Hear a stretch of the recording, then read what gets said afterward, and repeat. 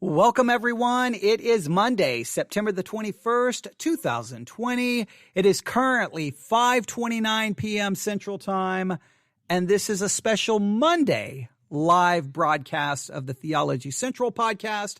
And this broadcast will also be added to the Currently On podcast. So I'm really kind of doing a broadcast for two different podcasts, Theology Central and Currently On. Currently On is our podcast where we talk about anything currently on. We talk about music, movies, books, TV shows, podcast, you name it. We talk about it. And Theology Central, we talk about what's happening in our world, but we do so from a theological perspective. So two different audiences with two kind of different goals, but it doesn't really matter because this is a special Monday broadcast, because typically on Mondays, I don't do any live broadcast, but here I am in front of the microphone, behind the microphone, talking into the microphone.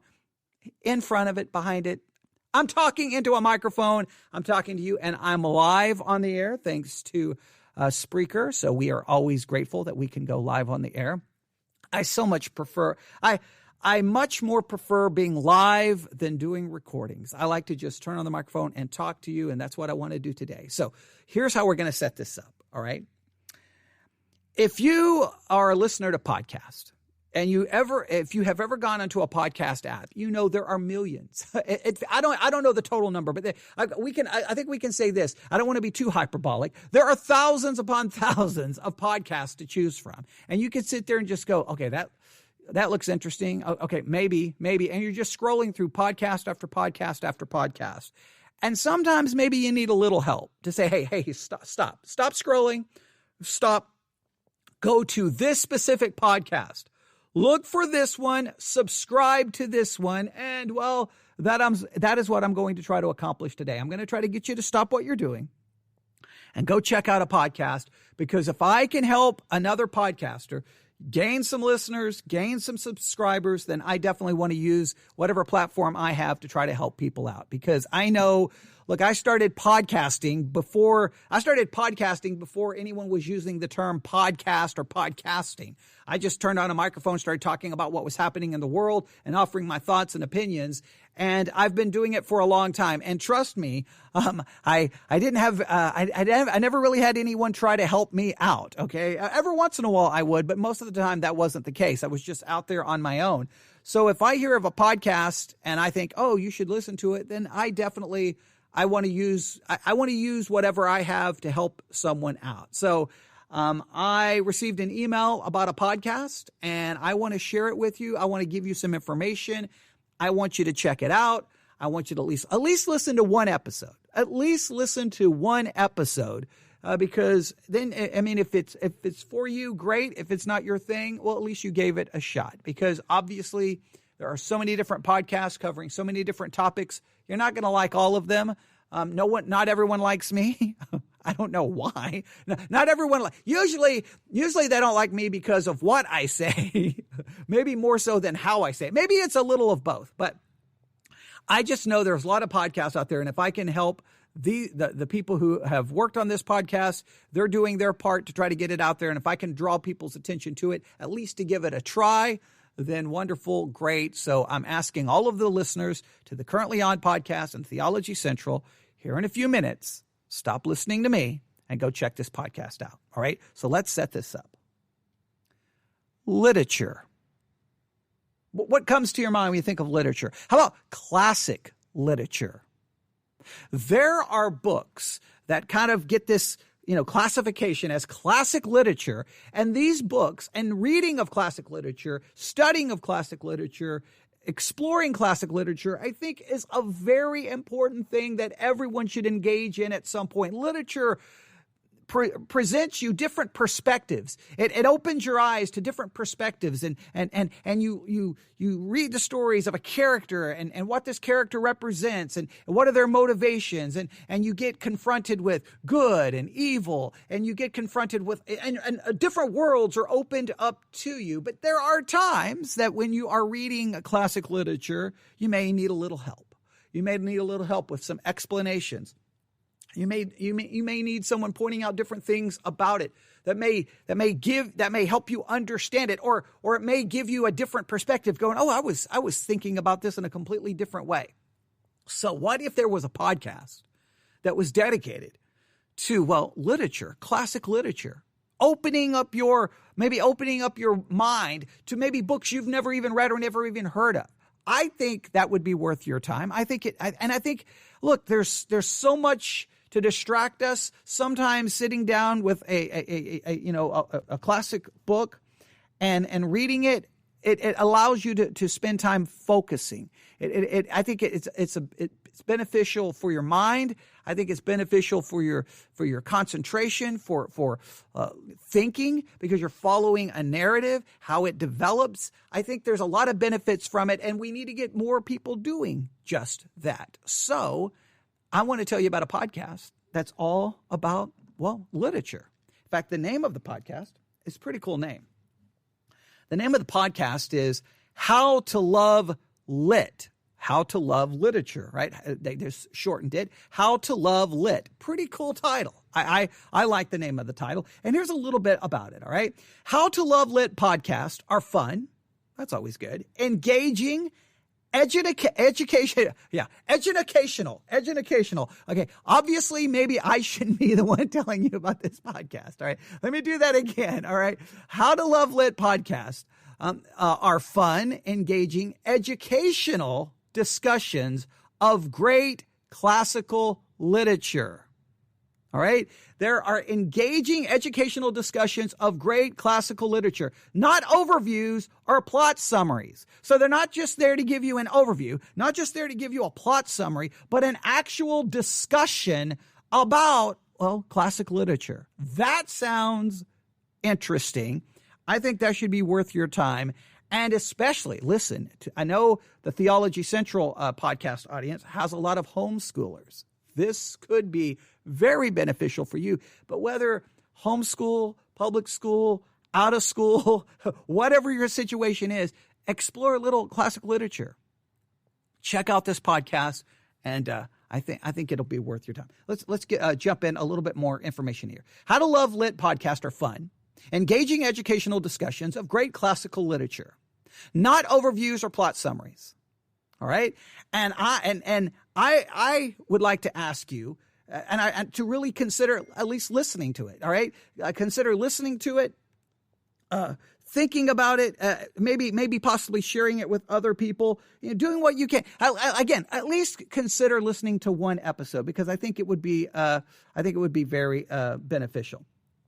Each How to Love Lit podcast series, right, explains the most commonly taught books in the Western world in simple language by practicing U.S.-based AP English and history teachers. All right, so we're going to have English and history teachers talking about these books. All right, again, explains the most commonly taught books in the Western world in simple language. So these are the most commonly taught books in the Western world. They're going to talk about them and explain them in simple language, and it's going to be done by practicing U.S.-based AP English and history teachers. All are designed not just with students in mind, but also those who would enjoy a refresher on foundational values and thoughts that have developed into what is today called Western culture. Now that I think that right there is important. I mean, these books are very important in developing what we know as Western culture, some of those values, some of those ideals. I think right there is worth exploring, worth looking at, worth considering, right?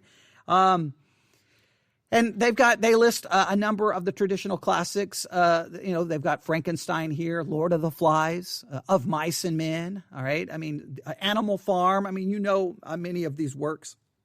You've probably read them, or let's be fair, you may have been forced to read them during your educational time in maybe high school and maybe college. And let's be fair, you may have just read it so that you could write that paper, pass that test, and you didn't really give it much thought. Maybe it's time to go back and revisit the book, right? Maybe and actually read it, I don't know, for learning, for personal growth, for exploring different ideas. Yeah, like maybe it's time to do that. All right. You can check out their website for teaching materials. So if you want to use some of this for teaching, that would be great. The name of the the website address for the podcast. Yeah, I am a trained professional broadcaster. I know. Yeah, you can't tell today. howtolovepodcast.com. How to love podcast. howtolovelitpodcast.com. That's how to love lit podcast. That's all run together. howtolovelitpodcast.com. How to love lit, L-I-T, podcast.com. Let me state that one more time because I messed it up so bad at the beginning. howtolovelitpodcast.com. howtolovelitpodcast.com. Resources there include listening guides for all podcasts, which are useful for traditional classroom teachers, English language learners, homeschool, co-ops, and other looking for tools for learning support. All teacher resources are in PDF formats that can easily work with instructional platforms such as ClassKick. All right, that's some information that I received in regards to the podcast. So when I got the information, I obviously went to the website and I started looking around, and they have obviously a section where you can start listening to episodes. They have their teaching materials here, and you find the book that you're looking for. Like here's Fahrenheit 451. They have the listening guide. Here's the listening guide to Fahrenheit 451. He died in 2012 at the age of, he claimed it was a fugitive, blank, disguised as literature. He wrote it in 9 blank on a typewriter that he rented. All right. If you know Fahrenheit, you may be able to answer some of those questions. But see, even if you're not doing it for school, this would just be good to really help you dig into the book. I love the idea. I love the idea. So they've got a listening guide. They've got discussion questions. That's awesome. I mean, you got so much here, and they're teaching materials. They have they got a lot of other. Well, you can just go here and look at all the different things they have here. They got information about the people who do the podcast. You can go read about them. They got a section here on teaching with podcast, 7 practical and easy ways to implement podcast and classroom instruction.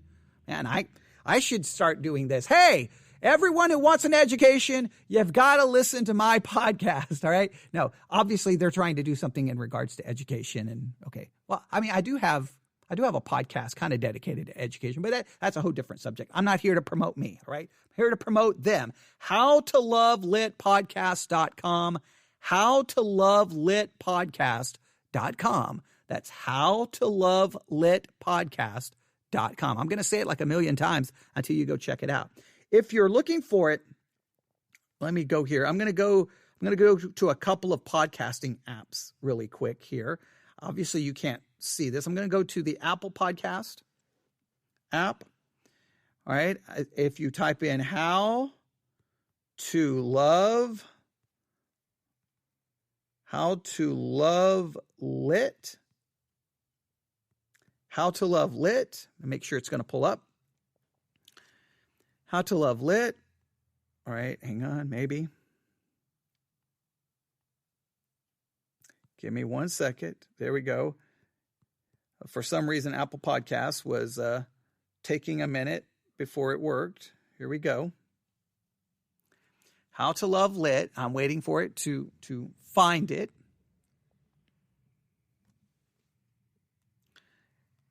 The Apple Podcasting app is having some technical difficulties right now. So give me a second. I don't know why it's having some problems here. There we go. All right. There we go. If you type in How to Love Lit, it immediately shows up, How to Love Lit podcast. A look at all the literature you read in high school and college and wish you had paid more attention to. That's a good tagline. I look at all the literature you read in high school and college and wish you had paid more attention to. And they've got 28 ratings so far to the podcast at 5 stars. That's awesome.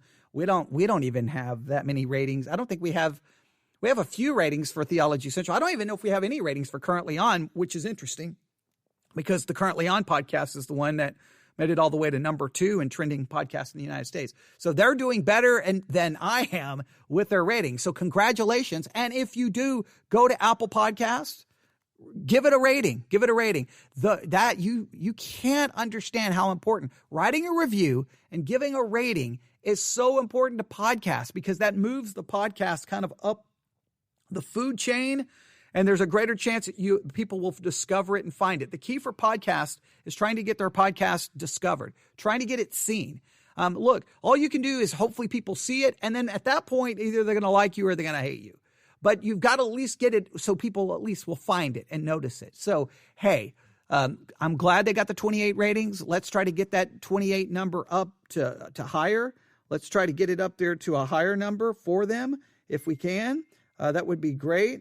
And, if we can get it up to, 29, 30, 31, 40, 50, I don't know. But you can read the reviews. And I think that's anything we can do to help people out, that would be great. So How to Love Lit podcast. Please subscribe to it. It's available on I'm pretty sure on most of the podcasting apps. Let me go to Spotify really quick. Go to Spotify, opening up Spotify. I'm pretty sure it's there. How to Love Lit. Yep, shows right up there on Spotify. Boom, there it is. You can try to follow them on Spotify. If you Spotify is the one that has the charts, the podcasting chart. So if you have Spotify, check them out on Spotify. Listen, download. That can possibly move them, get them on the charts, and move them up the charts. I haven't looked to see if they're on the charts, but if they are, that's wonderful. And they're listed under literature and educational podcast. Makes perfect sense. So anything we can do to help them out there. All right. So there it is. There's the basic information. So let me give you, again, the basic information. The name of the podcast is How to Love Lit. You can go check out their website, howtolovelitpodcast.com, howtolovelitpodcast.com. There you can listen to episodes, look at teaching materials. You can read about teaching with podcast. They got a thing here about their consulting scholars. This is a serious podcast about literature with some, it seemed, highly qualified people to discuss it and talk about it. It's not just like someone like me. I could read one of these classic books and I could sit here and offer all of my discussion and thoughts. Obviously, you could question my qualification to do so, other than I love to read and I love to analyze things, but I don't have any teaching credentials or qualifications to do so. So you check it out. Check it out. And this is what I'm going to do. I'm going to give you a preview. I've got one of their episodes pulled up to a book that I think is very, very, very worth your time in exploring. Maybe it's a book you've never heard of. I don't know how you could. Maybe there's a way you made it through school and never heard of this book. I don't know. But I'll let you at least give you a flavor, a little taste, a little appetizer here, a little test taste, so that you can kind of know what this podcast sounds like, and maybe it will stop what you're doing and you'll go check it out after you hear it. I'll just let it play for a little bit, just give you a basic idea, and you can go check it out. Again, How to Love Lit podcast. How to Love Lit podcast. If you need any help finding it, please email me at newsif@yahoo.com, newsif@yahoo.com. I will send links. I will send you links, anything you need, anything we can do. Get them some subscribers, get them some listeners. But most importantly, let's put a tool in people's hands that will open the world of classic literature to you, and maybe help you rediscover maybe that book you had to read. Maybe you'll realize it was trying to teach lessons, and that book was far more valuable than maybe you understood at the time that you read it. Maybe all you were worried about was getting through that semester, getting an A, getting that paper written. Well, now you can go back and explore the book not having to worry about a grade, but just explore a classic book that may give you a different perspective about life and about values and about the world, and open a new world to you. That is one of the wonderful things about reading. It transports you to different places to learn and to see and experience. And I think that's a wonderful thing about it. So How to Love Lit podcast. Please subscribe to one. or at least listen to one, subscribe to the podcast, share it with others, and let's see if we can help them out. Here's a taste test of what the podcast sounds like. Here we go.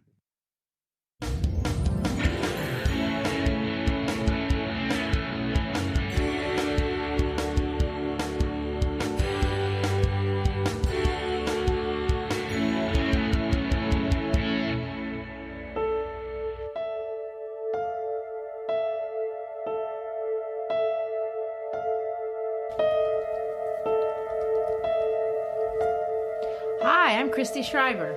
And I'm Gary Schreiber, and this is the How to Love Lit podcast. We're glad you're listening. Thank you for dropping in. We hope you enjoy exploring great writing with us. And I want to remind you, if you enjoy our work, please forward an episode to a friend. Obviously, it's by sharing that we all grow and build, which, as the last series on American Documents informs us, building is always the goal. Today, however, we are leaving the Americas, and we're entering the beautiful and historically rich Bohemian city of Prague, where we will meet one of its notable native sons, Franz Kafka, in order to look at his famous novella, Metamorphosis. Of all the writers we've done so far, I have to admit, Kafka intimidates me the most. It's not just because he's one of the most analyzed writers on earth, possibly after Shakespeare and the writers of the Bible, although that is a factor. Right. But Kafka gets in people's heads in a way that is different from other writers. He creates worlds, not just books. He creates worlds, and the worlds that he creates, well, really the world that he creates, is a world that we all live in from time to time, but it's not the good one. It's the one we're terrified of to some degree. We can all find something in ourselves in the writings of Kafka, but no one wants to admit it because his world is a nightmare. Some people call it surreal, dreamlike, Tim Burton, that sort of thing. Well, that takes us to the term that carries his name, which is Kafkaesque. Even if you haven't heard of Kafka or read his work, you may have heard or even used the term Kafkaesque, a term usually meant to express an experience that's absurd or ridiculous or nightmarish or terrible. Yeah, it does mean that. But in some ways, it's a lot more than that. It embodies something that all of us who live in a modern world understand. What Kafka tries to show in all of his works is how the modern world, the way that we live our lives, is absurd. It's frustrating. It can be cruel, but sometimes it's ridiculous, so much so that if we look at it, it can be kind of funny, just like his works are. He also wants to remind us that we're partly responsible for lots of the messes that we make in this world. I remember when I was a kid in Belo Horizonte, Brazil, we were at the mall, which, unlike the United States, that's a really nice place to go. And I wanted to purchase a hamburger at this little local place. So I went to the counter and asked for the hamburger. And the lady said, no, you have to go to the other counter on the other side of the store. And then you have to buy a ticket. And then you go get your ticket and you bring it here. So I went to the other side of the store to the cashier and I asked for a hamburger. The cashier said they didn't have hamburgers, only cheeseburgers. I asked if I could have a cheeseburger with no cheese. She said she didn't know. She's just the cashier. I'd have to ask the manager. So I had to go to the manager, wait in a third line to ask to purchase a cheeseburger. He said I could. He wrote me a note. I took it to the cashier. I bought the cheeseburger, but then I had to go back to the first lady who made the hamburger, and then she had to go talk to the manager to make sure it was okay. This was a long time, and somehow when I got my burger, it still had cheese. You were in a Kafka nightmare. Yes, that's the idea. It's modern, it's bureaucratic, it's frustrating, it's nonsensical, it can seem pointless, but it's about the way we've tried to organize our lives, but the system kind of takes control of it. I think everyone has a story like that. I remember when I left my job at the public schools to go to the private school, I decided to remain with the same public school online, teaching online classes. And when I went to fill out the application to teach online, they asked for a letter of confirmation of employment from my previous employer. And I told them, but you are my previous employer. They said that didn't matter. I would have to go to the downtown office and get the letter regardless, which was a 6-week process. Kafka, yes. Kafkaesque. It was. So, Kafkaesque is really an expression of a system that is a tyranny without a tyrant and serves no one but itself, to paraphrase the great German-American political theorist Hannah Arendt. Well, the machine is in charge, obviously, whatever that is. And the machine isn't a person. You can't fight it, really. It's frustrating. The legacy of that term, Kafkaesque, describes what's evolved from this unusual man. And he knows how to express the frustrations and discouragements of modern life. And he does it kind of metaphorically. And it's vivid and it can be horrifying. So there's so many directions we could take in exploring Kafka, and I know we'll try our best to highlight the big ones. The real scholars, the ones that really do know a lot about the works of Kafka, which isn't mean, obviously, but they will say that, reading each book is like a puzzle or like a Sudoku game.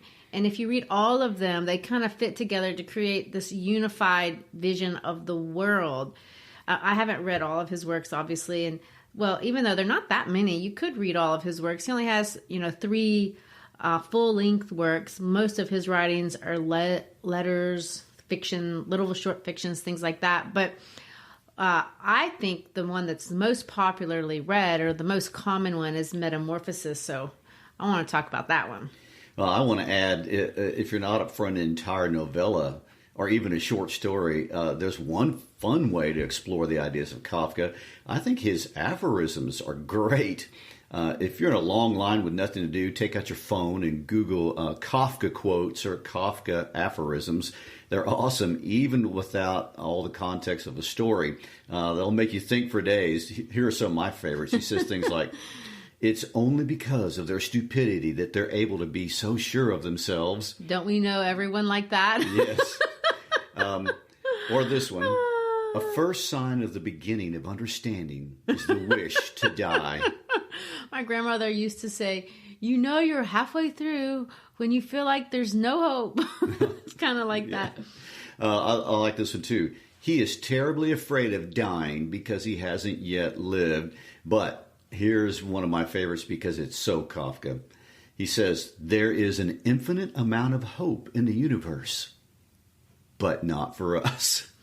So awful. Here's one. "By believing passionately in something that still does not exist, we create it. The non-existent is whatever we have not sufficiently desired." You could put that in a high school yearbook. I've never seen any Kafka quotes in a high school yearbook. Or you could say, "I have the true feeling of myself only when I am unbearably unhappy." That's about every creative lit magazine. Oh my gosh.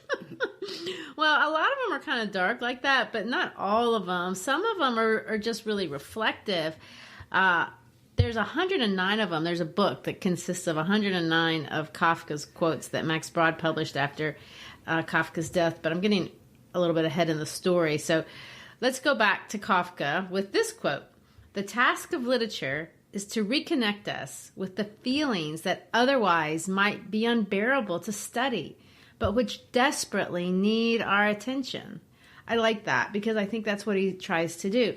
He said this, "A book must be the axe from the frozen sea within us." I think Kafka wants us to really think of himself that way. And at least for me, that quote, the book is the axe and yourself is the frozen sea, is a nice direction of how to read his work. Not just Metamorphosis, but all of his works. The literature he wrote addresses these places in our hearts that are problematic and they're difficult to address. But like you said, they need our attention and desperately. Kafka wants to help. At least I like to see it like that. And I know that's arguable because his works clearly have no moral. And maybe I'm just committed to finding a moral in everything, even if it's not there. But I do think that his writings can actually be helpful in their own Kafkaesque way because they help navigate difficult emotions. They, like it or not, all of us do feel this, gut-wrenching, soul-sick sucking feeling of alienation sometimes. We can feel powerless and claustrophobic. And he articulates a lot of those feelings and he makes them into metaphors. And when you do that, and when you can have a metaphor for something, then it kind of gives you control of them. And the idea is maybe they can help you take control of your own narrative, conquer demons, so to speak, which sadly Kafka was never really able to do. So if that's not an introduction, I can't give one. Let me introduce you. Drum roll. Here's Kafka. His world, his work, and metamorphosis. Gary, what can you tell us about Kafka World? Oh, Kafka World is a very interesting place. I mean, for starters, he was born in 1883 in Prague, which at that time was the capital of the Kingdom of Bohemia and the Austrian-Hungarian Empire. For those of us from other parts of the world who get lost in Eastern European geography and historical landscape, he's from what today we call the Czech Republic. A country that's only existed in its current state since 1993, a relatively new country.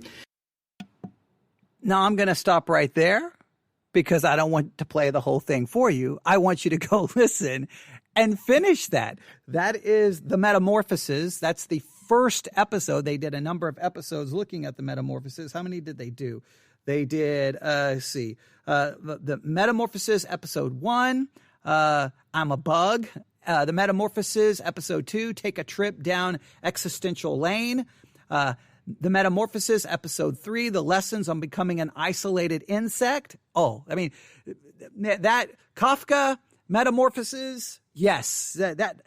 When I saw that they covered that, I was like, okay, then they've got me. They get my support. That's it. I'm done. They don't have to do another podcast episode. I will promote it because that's an interesting read. That's an interesting exploration, and I think it's worth just. I mean, they offered a lot of interesting things about his. You're already kind of getting a little. Just from that introduction, we kind of get brought into a little bit of his thinking, the way he looks at things, his perspective. You kind of start getting an idea. Now they're giving us a little background of the world in which he lived at the time he was writing. I mean, all just great ways to try to bring you into the world to help you as you enter and begin to read the Metamorphoses. And then they're going to dive into the work itself. So go check it out. Again, they did 3 episodes on the Metamorphoses, and you should definitely go check it out. They have, how many total episodes do they have here? Well, I'd have to sit here and count. They do have, let's see, I believe, I'm almost positive I saw it. I know they got the Animal Farm. Let's see here. Where is it? Frankenstein. They did 4. I think they did 4 episodes on Frankenstein, which would be perfect for October, which would be perfect. Any books like that, they should just do a whole October series on books like Frankenstein and et cetera, et cetera. So, yes, I mean, man, Frankenstein, we could talk about that book all day. And there's all of these books, there's just so many different things you could discuss and talk about. So go listen to their discussions. I have never, I love to read, but I've never tried to do a podcast in regards to books because it's just like all I could do would be read books, talk about books. And there's so many other things I'm working on, of course, with theology and all the other things. I've got too many podcasts already that it is. I can't add another one to it, but go check theirs out. How to Love Lit. It's available wherever you get your podcast. If you're using a podcast app and it's not there, email me immediately at newsif@yahoo.com, newsif@yahoo.com. And guess what I'll do? I'll let them know, hey, guys, your podcast is not available on this app. Get it there. And they're going to be making a pod page, like our pod page, theologycentral.net. They'll be able to have all the buttons where you can just subscribe to the podcast right there. Whenever they get their pod page up and running, I will let you know. And also they'll have a blog section there, so they may be posting announcements of upcoming episodes. They probably are far more organized than I am. My way of doing things is, today I'm going there and I'm going to just talk. And I sometimes don't even know what I'm going to be talking about at any given time. I mean, look at today. I showed up to do a podcast episode because of an email I received from a listener, and boom, next thing you know, I was here and live on the air, all because it was time sensitive. So I never know sometimes what I'm going to be covering, but they're probably far more planned out, prepared, and so they can give announcements on what they're going to be talking about. And whenever I see them talking about an interesting book, I will definitely tell you about it on the Currently On podcast and the Theology Central podcast. And if we can help them, great. Again, please go listen to at least one episode. All right, please, that would be great.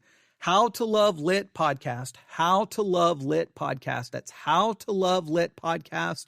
Subscribe, download, and let me know your thoughts. And if you have any feedback, let me know your feedback. I can pass it along to them and let them know. And there you go. I just wanted to share a podcast with you. I know it's kind of an impromptu. I was out here for the other podcast episode, and then I just looked down like, you know what? I'm going to do this right now. So a little impromptu live broadcast telling you about a podcast that you should subscribe to about literature, and hopefully you will do that. Again, How to Love Lit podcast. You can check out their website, and their website is, make sure I have the actual name here. It is howtolovelitpodcast.com. howtolovelitpodcast.com. And right now, the new book they're looking at is Romeo and Juliet by William Shakespeare. All right, that's what they're covering right now. I love a lot of Shakespeare. Me and Romeo and Juliet, I don't know. I mean, maybe I can't say. I guess there's kind of that. Well, I could get into a whole lengthy discussion about me and Romeo and Juliet and there's some parts of it I like, some parts I don't. Yeah, I'm not, again, it's not about me. See, you name a subject and I can start talking about it. That's the problem with me. You put a microphone on and just throw a subject out there. Just throw anything. I can just start talking about it for 3 hours. So I'm not going to waste your time. I've done what I accomplished what I set out to do. Tell everyone about a new podcast. Go listen to it. Let's show them our support, and let's hope that they have a long, successful podcasting career and bringing people back to literature, exposing people to literature, and getting people talking and discussing about some of the classic literature written throughout history. All right, everyone, have a great day. You can always email me at newsif@yahoo.com, newsif@yahoo.com, newsif@yahoo.com. Thanks for tuning in to this kind of little on-the-spot live broadcast, and I hope to hear from you. Everyone have a great day.